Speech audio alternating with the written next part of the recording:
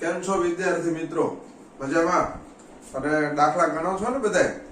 આપણે દ્વિઘાત સમીકરણ માટેનું જે કામ કરી રહ્યા છીએ એમાં સૌથી પહેલા આપણે અવયવીકરણની રીત શીખ્યા, પછી બીજી પૂર્ણ વર્ગની રીત શીખ્યા, પછી દ્વિઘાત સૂત્રની રીત શીખ્યા, અને ચોથી અને અંતિમ એ સૂત્રની રીત અથવા એનું બીજું નામ છે શ્રીધર આચાર્યની રીત.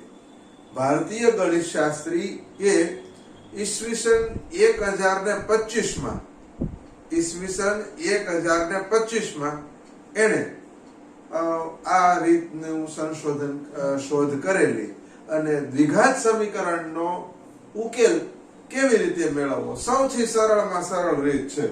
બરોબર, જોઈ લેજો શું છે. આપણે પહેલા રીત આખી સમજી લઈએ કે ભાઈ ધારો કે દ્વિઘાત સમીકરણ ax વર્ગ વત્તા bx વત્તા c બરાબર 0 આપેલું છે. હવે અહીંયા જે આ સૂત્રની રીત છે શ્રીધર આચાર્યએ શું કર્યું તો કે ભાઈ એને આખી રીતના 3 ભાગ કરી નાખ્યા. સૌથી પહેલા તમે વિવેચક શોધો. બરાબર, જોઈ લો ax વર્ગ વત્તા bx વત્તા c બરાબર 0 આ દ્વિઘાત સમીકરણનું પ્રામાણિક સ્વરૂપ છે. x વર્ગ નો સહગુણક a, x નો સહગુણક b અને અચળ પદ c. બરાબર, હવે જુઓ સૌથી પહેલું નંબર 1 શું છે તો કે વિવેચક શોધો. વિવેચક શોધો. બરાબર, વિવેચકને અંગ્રેજીમાં કહેવાય ડિસ્ક્રિમિનન્ટ.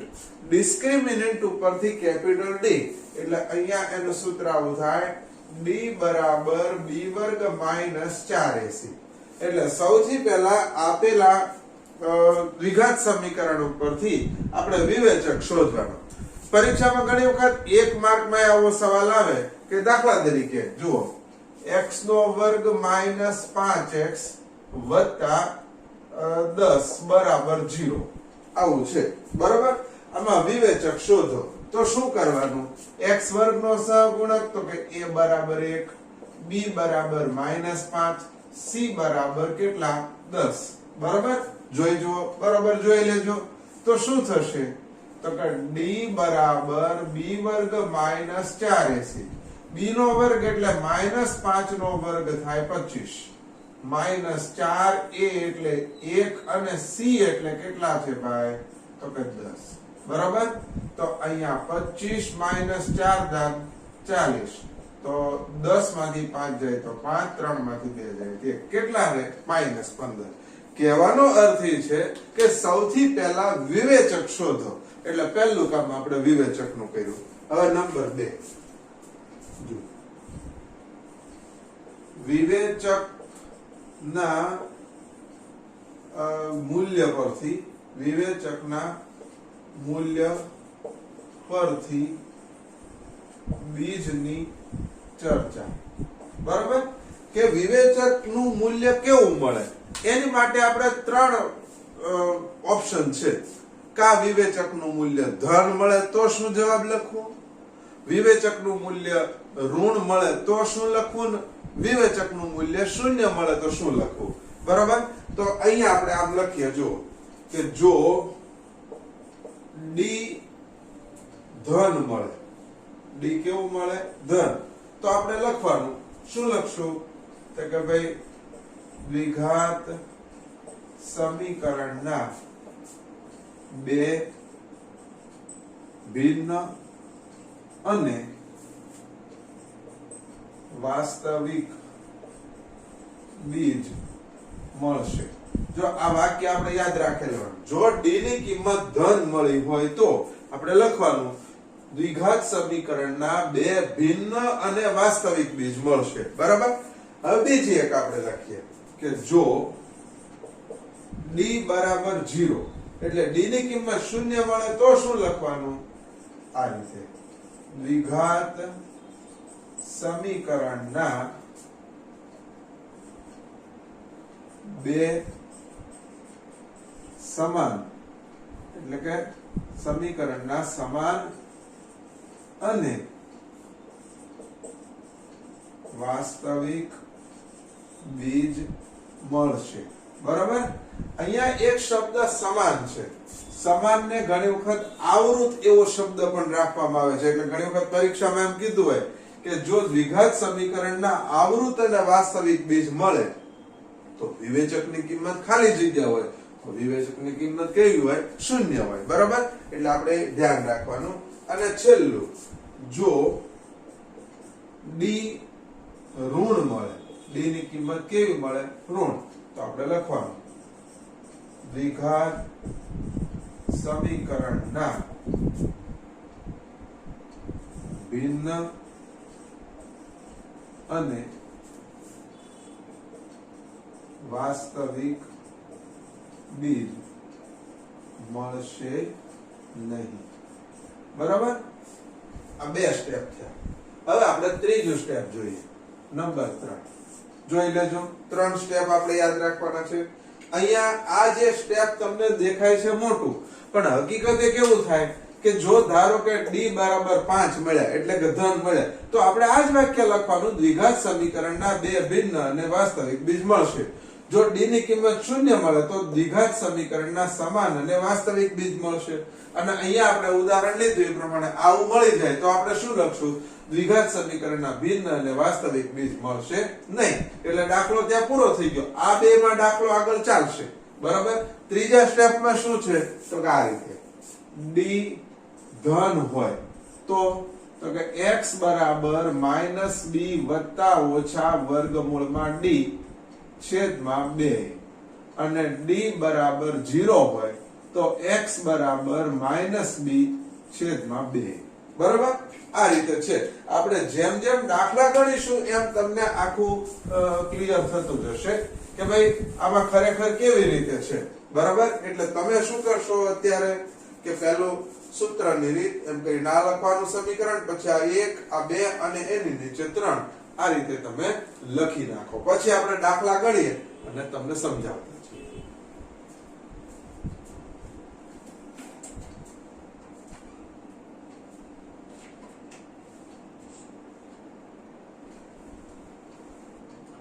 જો આપણે સૂત્રની રીત એટલે કે શ્રીધર આચાર્યએ શોધેલી સૂત્રની રીતનો આપણે મૂળભૂત સમજ મેળવી. હવે આપણે એના પ્રત્યક્ષ ઉદાહરણ જોઈએ. જો સ્વાધ્યાય 4.4 નો પહેલો પ્રશ્ન, નીચે આપેલા દ્વિઘાત સમીકરણના બીજના સ્વરૂપ શોધો. જો તેમને વાસ્તવિક બીજ હોય તો શોધો, વાસ્તવિક બીજ ન હોય તો શોધવાની જરૂર નથી. બરાબર. ચાલો ભાઈ. x વર્ગ નો સહગુણક 2 એટલે લખીએ a બરાબર 2, પછી તો કે b બરાબર -3 અને c બરાબર 5. બરાબર. ચાલો આ થયું. a b અને c મૂક્યો. હવે પહેલું સ્ટેપ વિવેચક શોધો. શું લખશું? તો કે d બરાબર b વર્ગ -4ac બરાબર ના બરાબર શું આવશે? -3 નો વર્ગ -4a એટલે 2 અને c એટલે 5. -3 ગુણ્યા -3 માઇનસ માઇનસ પ્લસ 3 તેરી 9 માઇનસ 4 દુ 8 8 પંચા 40. બરાબર. 9 માંથી 40 જાય તો -31. d ની કિંમત -31 આવી. બરાબર. તો હવે જોઈ જુઓ. બરોબર. શું લખ્યું અહીંયા? d ઋણ. દ્વિઘાત સમીકરણના ભિન્ન અને વાસ્તવિક બીજ મળશે નહીં. અહીં લખી નાખવાનું આપેલા સમીકરણના ભિન્ન અને વાસ્તવિક બીજ મળશે નહીં. બરાબર.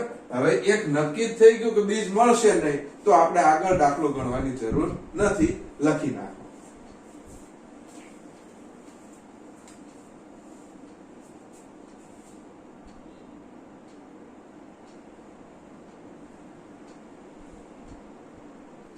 આપણે બીજો પ્રશ્ન સોલ્વ કરીએ. બીજો પ્રશ્ન છે 3x નો વર્ગ -4√3x + 4 બરાબર 0.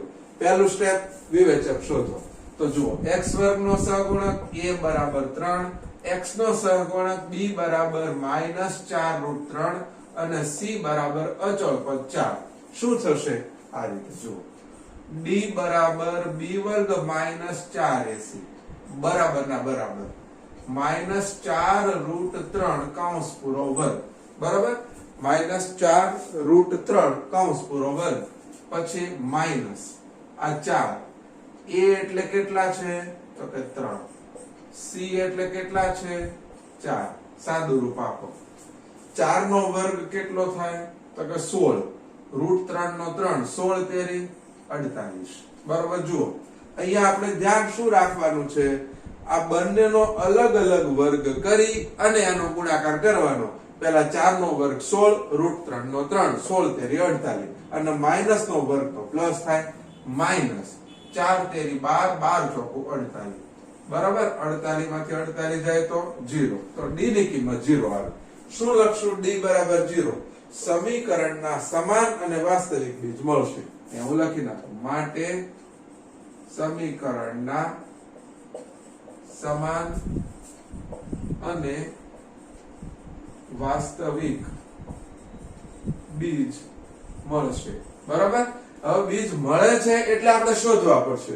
એટલે ફરીથી હવે ત્રીજું સ્ટેપ આવ્યું. જુઓ અહીંયા જરૂર પડે તો આપણે ત્રીજા સ્ટેપમાં જવાનું. ત્રીજા સ્ટેપમાં જવાનું ક્યારે થશે તો જો d ની કિંમત ધન હોય અથવા d ની કિંમત શૂન્ય હોય. d ની કિંમત ઋણ મળે તો આપણે ત્રીજા સ્ટેપમાં જવાનું થતું નથી. બરાબર, d ની કિંમત શૂન્ય, તો d ની કિંમત 0 હોય ત્યારે શું કરવાનું? આ રીતે. જો સૂત્ર યાદ રાખી લીધું, x બરાબર -d/2a બરાબર ના બરાબર, પહેલા માઈનસ, b એટલે કેટલા તો કે -4√3 છેદમાં 2, અને a એટલે કેટલા તો કે 3. બરાબર, જુઓ આ માઈનસ માઈનસ પ્લસ, 2 દુ 4 એટલે 2√3 છેદમાં 3. બરાબર, આ એક જવાબ. અહીંયા ફરીથી લખી નાખવાનું, અથવા 2√3 છેદમાં 3. આપણને નવાઈ લાગશે કે ભાઈ અહીંયા જવાબ તો એક આવ્યો ને આપણે બે શા માટે લખ્યા? જો અહીંયા છે સમીકરણના સમાન અને વાસ્તવિક બીજ મળશે. આ એક દેખાય છે પણ એક્ચ્યુઅલી કેટલા બીજ છે? બે બીજ. બરાબર, એટલે બે બીજ કયા કયા? 2√3 છેદમાં 3 અથવા 2√3 છેદમાં 3 લખી નાખો.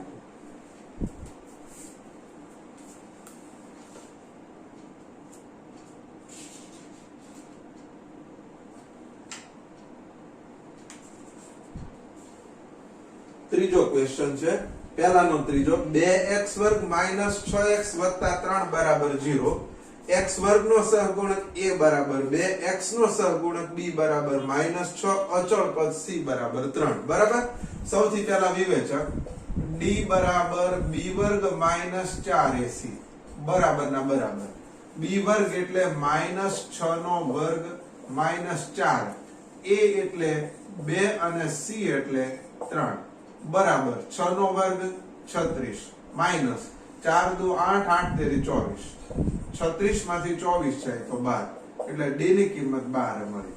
બરાબર, ધન કિંમત મળી. ધન કિંમત મળે એટલે શું લખશું? દ્વિઘાત સમીકરણના બે ભિન્ન અને વાસ્તવિક બીજ મળશે. અહીં લખી નાખો, માટે સમીકરણના બે ભિન્ન અને વાસ્તવિક બીજ મળશે. તમને બધાને ખ્યાલ આવી ગયો હશે કે અહીંયા કોઈ જગ્યાએ કોઈ દાખલામાં આ રીતે ત્રણેય વાક્ય લખવાના થતા નથી. આપણે માત્ર ને માત્ર એક જ વાક્ય લખવાનું છે જે લાગુ પડતું હોય તે. એ સિવાયનું વાક્ય લખી નાખો તોય ચાલે નહીં. એનું કારણ જો આ 3 માર્કનો આખો સળંગ પ્રશ્ન છે. ઘણી વખત 3 માંથી 2 માર્ક સુધી જ આવે. એમ કીધું હોય કે વિવેચક શોધો અને બીજની ચર્ચા કરો. બરાબર, તો આપણે શું કરવાનું તો કે d ની કિંમત મેળવી લેવાની, અને d ની કિંમત મેળવી અને આ વાક્ય લખી નાખો એટલે આપણું કામ પૂરું. બરાબર, હવે અહીંયા આપણે સમીકરણના બીજ મેળવવાના છે. તો સમીકરણ આ ધન આવ્યું એટલે ધન માટે શું સૂત્ર છે તો કે x બરાબર -b વત્તા ઓછા વર્ગમૂળમાં d છેદમાં 2, કિંમત મુકતા જઈએ, બરાબર માઈનસ b એટલે કેટલા છે તો કે -6, પછી વત્તા ઓછા વર્ગમૂળમાં 12, d ની કિંમત 12 છેદમાં 2, અને a એટલે ફરીથી 2.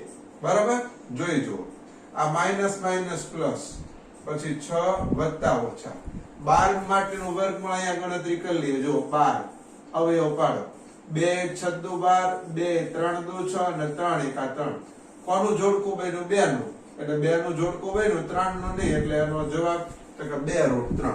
બરાબર. તો 12 નું વર્ગમૂળ 2√3 છેદમાં 4, 2 દુ 4. બરાબર.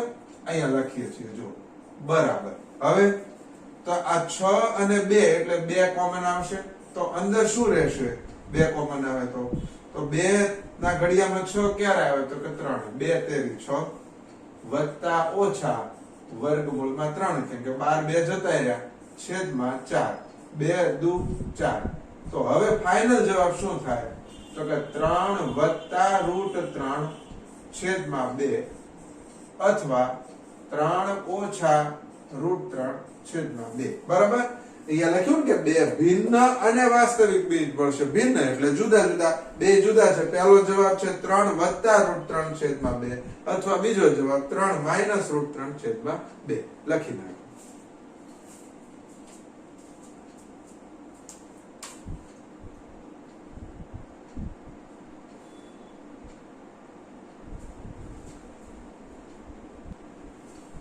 પ્રશ્ન નંબર 2 આવો છે, નીચેના દ્વિઘાત સમીકરણના બીજ સમાન હોય તો કેનું મૂલ્ય શોધો. બરાબર. હવે આપણે થોડુંક ઉલટું વિચારતા શીખીએ કે આપણે જ્યારે દ્વિઘાત સમીકરણની ચર્ચા કરતા હતા, બરાબર, શ્રીધર આચાર્યના સૂત્રની, તેમાં 3 સ્ટેપમાં બીજા સ્ટેપને યાદ કરો. ન હોય તો તમારી નોટમાં ખોલો, એટલે હમણાં હું બોલું એ પ્રમાણે છે. જો d ની કિંમત ધન હોય તો શું લખ્યું? દ્વિઘાત સમીકરણના ભિન્ન અને વાસ્તવિક બીજ મળશે. d ની કિંમત ઋણ હોય તો શું લખ્યું? દ્વિઘાત સમીકરણના ભિન્ન અને વાસ્તવિક બીજ મળશે નહીં. અને ત્રીજું, d ની કિંમત 0 હોય તો આપણે શું લખ્યું? સમીકરણના સમાન અને વાસ્તવિક બીજ મળશે. તો અહીંયા સમીકરણના બીજ સમાન તો છે, સમાન છે એટલે આનો અર્થ d ની કિંમત 0 છે. હવે તો કે આપણે તારવણી કરીએ. જો x વર્ગ નો સહગુણક 2 એટલે અહીંયા લખીશ a બરાબર 2, પછી b બરાબર x નો સહગુણક તો k, અને c બરાબર અચળ પદ એટલે 3. બરાબર. તો જુઓ અહીંયા લખી નાખવાનું કે સમાન બીજ હોવાથી, સમીકરણના બીજ કેવા છે? સમાન હોવાથી. અહીંયા લખીએ d બરાબર 0. બરાબર. d નું સૂત્ર શું છે તો કે b વર્ગ માઈનસ 4ac બરાબર 0. હવે કિંમત મૂકતા જઈએ. b નો વર્ગ એટલે શું લખશું? k નો વર્ગ માઈનસ 4. a એટલે કેટલા છે તો કે 2, c એટલે કેટલા છે તો કે 3 બરાબર 0. તો k નો વર્ગ માઈનસ 4 દુ 8 ને 8 તેરી 24 બરાબર 0. બરાબર. તો k નો વર્ગ બરાબર વત્તા 24 માઈનસ 24 બીજી બાજુ જાય તો પ્લસ 24. હવે વર્ગ દૂર કરવો હોય તો સામેના પદનું વર્ગમૂળ લેવું પડે. તો ભાઈ 24 ના અવયવ પાડી દો. 2 12 દુ 24, 2 6 દુ 12, 2 3 દુ 6 અને 3 એકા 3. એક જ જોડકું બન્યું. કયું તો કે 2 નું. એક જોડકું બગડો તગડો 2 અલગ અલગ રહ્યા તો 2 તેરી 6 એટલે વર્ગમૂળમાં 6.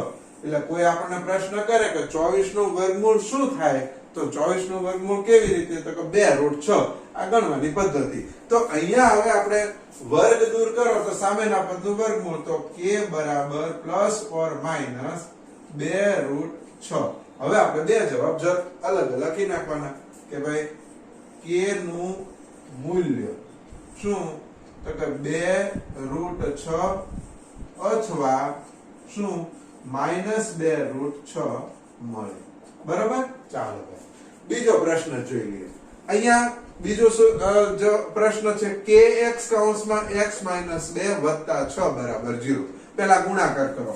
kx ગુણ્યા x એટલે kx નો વર્ગ, પછી માઈનસ kx ગુણ્યા 2 એટલે 2kx વત્તા 6 બરાબર 0. સેમ આ જ રીતે કામ કરવાનું છે.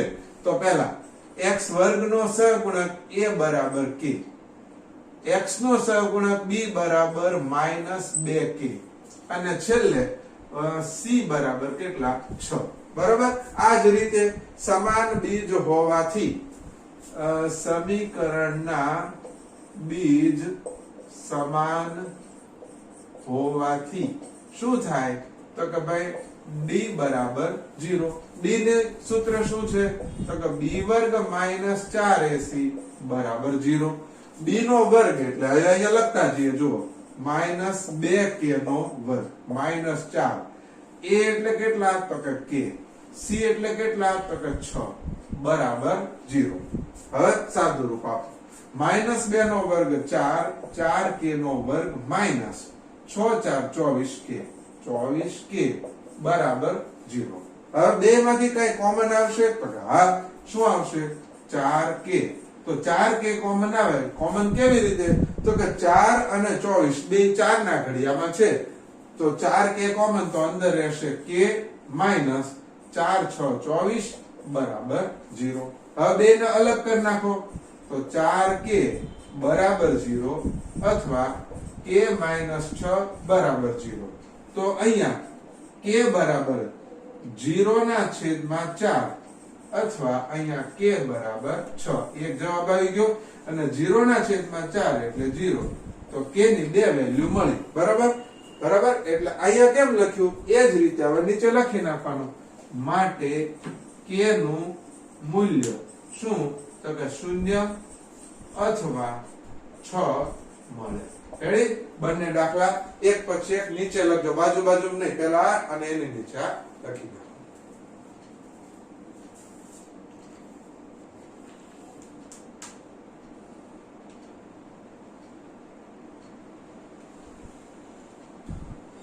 અહીંયા આપણને k ના બે મૂલ્ય મળ્યા એક 0 અને 6. પણ થોડું વ્યવહારિક રીતે જોઈએ તો અહીંયા k ની કિંમત 0 થઈ જાય. ધારો કે હું અહીંયા 0 મૂકો તો 0 ગુણ્યા x એટલે 0. તો આ બધું સમીકરણ શૂન્ય થઈ જાય. બરાબર. એટલે અહીંયા લખવાનું પરંતુ k બરાબર 0 મૂકતા સમીકરણ મળે નહીં.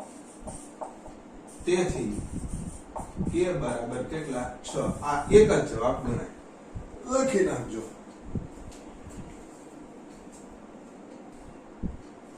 પ્રશ્ન નંબર 3 છે જેની લંબાઈ પહોળાઈ કરતા બમણી હોય અને ક્ષેત્રફળ 800 મીટર સ્ક્વેર હોય એવી લંબચોરસ આંબાવાડી બનાવવી શક્ય છે.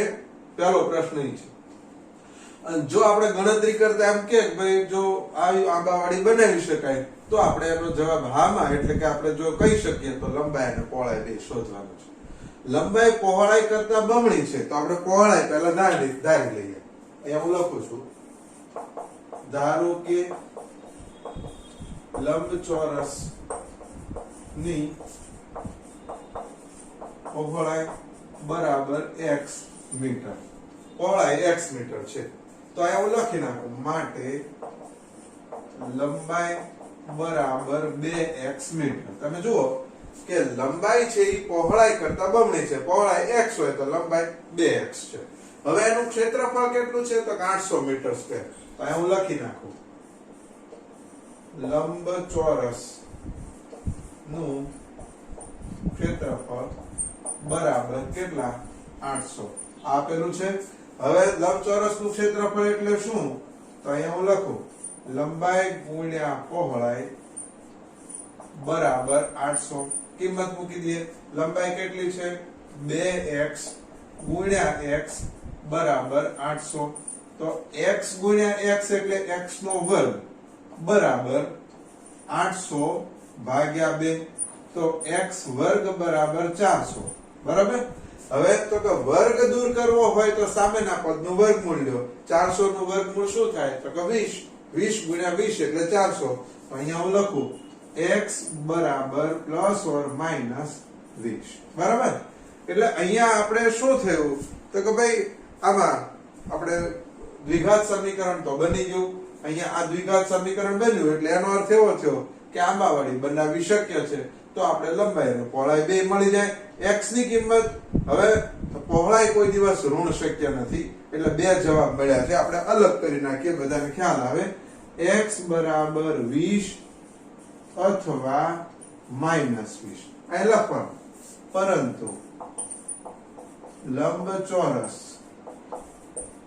ની બાજુનું મૂલ્ય ઋણ શક્ય નથી, માટે x બરાબર 20. બરાબર. અને હવે હું લખી નાખું કે ભાઈ આંબાવાડી બનાવવી શક્ય છે એ માટે કરી અને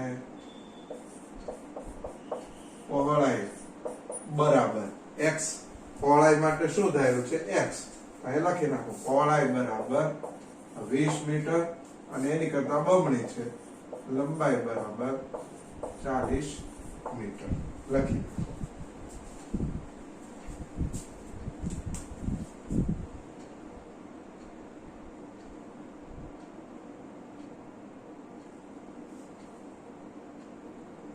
પ્રશ્ન નંબર 4 છે, બે મિત્રોની ઉંમરનો સરવાળો 20 વર્ષ છે, એટલે બંનેની હાલની ઉંમરનો સરવાળો 20 વર્ષ છે.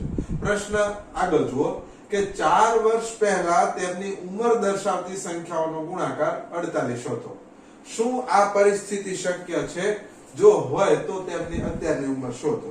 એટલે એક્ચ્યુઅલી આપણે અહીંયા આ રકમ બરોબર છે કે નહીં એ ચેક કરી લેવાનું, બે કામ છે. જુઓ હવે અહીંયા આપણે લખીએ છીએ, ધારો કે એક મિત્રની ઉંમર બરાબર x વર્ષ, પછી અહીં લખવાનું એક મિત્રની ઉંમર વત્તા બીજા મિત્રની ઉંમર બરાબર કેટલા 20. બરાબર. એક મિત્રની ઉંમર વત્તા બીજા મિત્રની ઉંમર બરાબર 20. હવે એમાં પહેલા મિત્રની કેટલી ધારી x વત્તા બીજા મિત્રની ઉંમર બરાબર 20, માટે બીજા મિત્રની ઉંમર બરાબર 20 માઈનસ x. થઈ ગયું. હવે બંનેની ઉંમરની ધારણા થઈ ગઈ, એક આ ને એક આ, બે ધારણા થઈ. હવે તો કે 4 વર્ષ પહેલા તેની ઉંમર દર્શાવતી સંખ્યાઓનો ગુણાકાર 48 હતો. હવે પહેલા મિત્રની 4 વર્ષ પહેલાની ઉંમર કેટલી થાય? તો કે x માઈનસ 4. બીજા મિત્રની ઉંમર અત્યારે કેટલી છે? તો કે 20 માઈનસ x. હજી એની 4 વર્ષ પહેલા એટલે માઈનસ 4 બરાબર બેનો ગુણાકાર કેટલો હતો? 48. જુઓ આ દ્વિઘાત સમીકરણ મેળવવા માટેનું સ્ટેપ ઊભું થયું. બંને મિત્રોની 4 વર્ષ પહેલાની ઉંમરનો ગુણાકાર 48 હતો. પહેલા મિત્રની ઉંમર x વર્ષ, 4 વર્ષ પહેલા x માઈનસ 4 ગુણ્યા બીજા મિત્રની હાલની ઉંમર 20 માઈનસ x છે, તો 4 વર્ષ પહેલા 20 માઈનસ x માઈનસ 4 બરાબર 48. હજી સાદું રૂપ આપીએ. જુઓ આ x માઈનસ 4 બીજા કૌંસમાં જુઓ 20 માંથી 4 જાય તો 16 માઈનસ x બરાબર 48. બરાબર. હવે વિસ્તરણ કરવાનું છે. જુઓ આ x કૌંસમાં 16 માઈનસ x માઈનસ 4 કૌંસમાં 16 માઈનસ x બરાબર 48. તો x ગુણ્યા 16 એટલે 16x માઈનસ x નો વર્ગ minus 16 ચોકુ 64 minus minus plus 4x, આને આમ લ્યો તો માઈનસ 48 બરાબર 0. બરાબર. હવે ગોઠવણી કરીએ. પહેલા માઈનસ x નો વર્ગ, પછી 16x ને 4x એટલે કેટલા થશે? વત્તા 20x. આ બે માઈનસ એટલે સરવાળો 4 ને 8 12 નો બગડો બધી 1 6 ને 1 7 ને 4 11 બરાબર 0. બરાબર. પહેલું પદ કોઈ દિવસ માઈનસ રખાય નહીં એટલે નિશાની બદલી નાખો તો x નો વર્ગ માઈનસ 20x વત્તા 112 બરાબર 0. બરાબર. તો આપણને આ રીતે આ દ્વિઘાત સમીકરણ મળ્યું.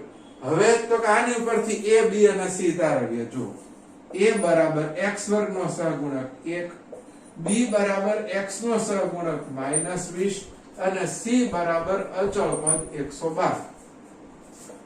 d બરાબર b વર્ગ માઈનસ 4ac, b નો વર્ગ એટલે માઈનસ 20 નો વર્ગ માઈનસ 4, a એટલે 1 અને c એટલે 112. 20 નો વર્ગ 20 ગુણ્યા 20 એટલે 400 માઈનસ 4 એકા 4, 4 ગુણ્યા 112 એટલે 448. 400 માંથી 448 જાય એટલે માઈનસ 48. હવે આપણે જાણીએ છીએ કે d ની કિંમત ઋણ હોય તો સમીકરણના વાસ્તવિક અને ભિન્ન બીજ મળે નહીં. આ હું લખી નાખું. માટે સમીકરણના ભિન્ન અને વાસ્તવિક બીજ મળશે નહીં. હવે આ મળે જ નહીં તો આપણે કહી શકીએ કે આ પરિસ્થિતિ શક્ય નથી. માટે આ પરિસ્થિતિ શક્ય નથી. રેડી? પછી આગળ ગણવાની જરૂર નથી. લખી નાખો.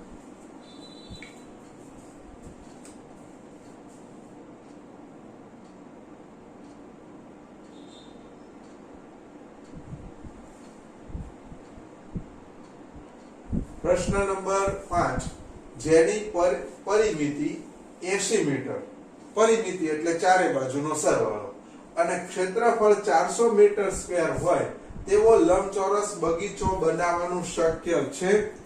બરાબર? પહેલો પ્રશ્ન છે જો શક્ય હોય તો તેની લંબાઈ અને પહોળાઈ શોધો. બરાબર? ચાલો હવે ગણતરી કેવી રીતે? અહીંયા હું લખું છું.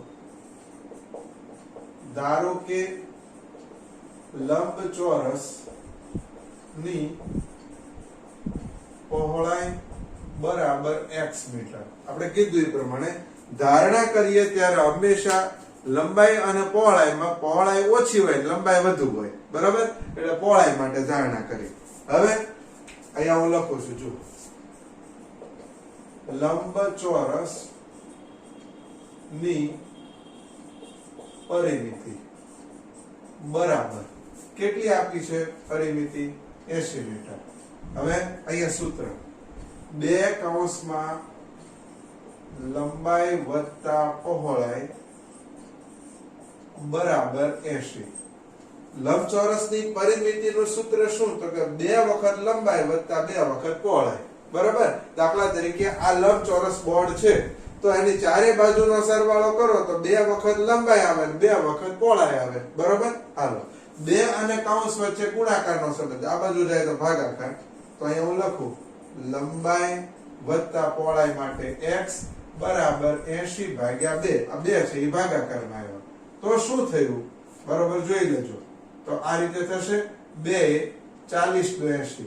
અહીંયા હું લખું લંબાઈ બરાબર 40 - x.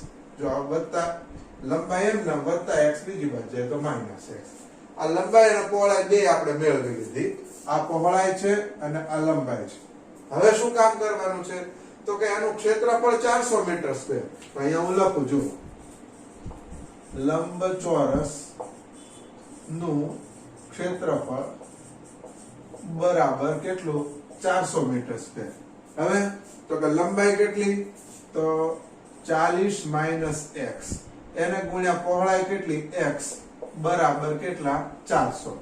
40 × x એટલે 40x minus x × x x નો વર્ગ માઈનસ 400 બરાબર 0 વત્તા 400 ના બાજુ લઈ લઈએ. ક્રમમાં ગોઠવી નાખો. માઈનસ x વર્ગ પછી વત્તા 40x માઈનસ 400 બરાબર 0. જો પહેલા x વર્ગ વાળું પદ એટલે માઈનસ x વર્ગ, પછી x વાળું પદ એટલે 40x, અચળ પદ માઈનસ 400 બરાબર 0. નિશાની બદલી નાખો તો x વર્ગ માઈનસ 40x વત્તા 400 બરાબર 0. બરાબર? હવે આપણે વિવેચક શોધીએ એટલે જો સમીકરણના બીજ મળે એમ હોય તો આપણે લખશું કે ભાઈ આવો બગીચો બનાવી શકાય. જો ન મળે તો બનાવી શકાય નહીં. તો a બરાબર 1, b બરાબર -40 અને c બરાબર કેટલા? 400. જોઈ લો શું થશે? d બરાબર b વર્ગ -4ac. b નો વર્ગ એટલે -40 નો વર્ગ -4 કૌંસમાં a એટલે 1 અને c એટલે કેટલા? 400. બરાબર? 4 નો વર્ગ 16. બરાબર? જોતા જોજો 4 નો વર્ગ થાય 16. અહીંયા શું થશે? અને 2 મીંડા એટલે 1600 માઈનસ 4 × 4 × 4 એટલે 16 0 બરાબર 0. d ની કિંમત 0 મળી એટલે આપણે લખશું સમીકરણના બે સમાન બીજ મળશે. માટે સમીકરણના બે સમાન અને વાસ્તવિક બીજ મળશે. હવે એનો અર્થ એવો થયો કે આવો લંબચોરસ નહીં પણ કેવો બગીચો બનશે? ચોરસ. બરાબર? માટે બગીચો બનશે. કેવો બનશે? તો કે ચોરસ. બરાબર? હવે આપણે ગણતરી કરીએ. b ની કિંમત 0 આવી એટલે શું લખશું? x બરાબર -b છેદમાં 2 બરાબર માઈનસ b એટલે કેટલા છે? તો કે -40 છેદમાં 2 અને a એટલે 1. બરાબર? તો બરાબર માઈનસ માઈનસ પ્લસ 40 ના છેદમાં 2 તો બરાબર 20 મીટર. બરાબર? તો તમે જોઈ શકો છો કે લંબચોરસની લંબાઈ અને પહોળાઈ શોધો તો અહીં લખવાનું માટે લંબચોરસ ની લંબાઈ અને પહોળાઈ નું માપ 20 મીટર થાય. બરાબર? આ લંબચોરસની જગ્યાએ અહીંયા લખી નાખું. ખરેખર શું? ચોરસ લખી નાખું.